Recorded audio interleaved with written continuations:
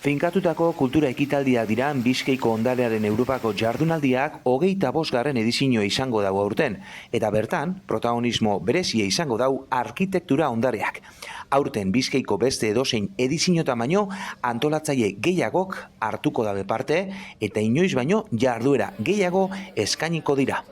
Urrian zehar 160 erakundek antolatutako 250 kultura jarduera baino gehiagok herritarrengana hurbilduko dabe Bizkaiko arkitektura aberastasuna eta aniztasuna. Orain aurtengo edizioari begira jarriko gara.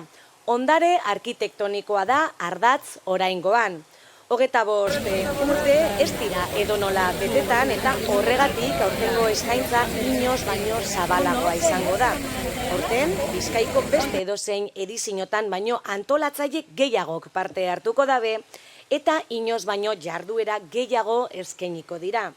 Urrian zehar, 76 udalerritan, 160 erakundek, 54 udal, 79 kultur erakunde eta 27 museo parte hartuko dabe, mota ezberdinetako 250 kultur jarduera baino gehiago eskainiz, Bizkaiko aberastasun eta aniztasun arkitektonikoa herritarrei hurbiltzeko.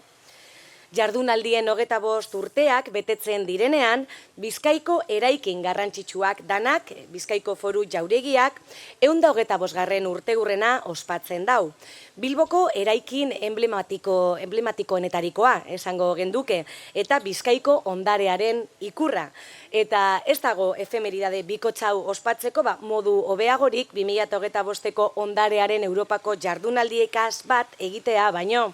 Aurten ondare arkitektonikoa izango baita gai nagusia. Aukera ezin hobea Foru Jauregia be programan sartuteko.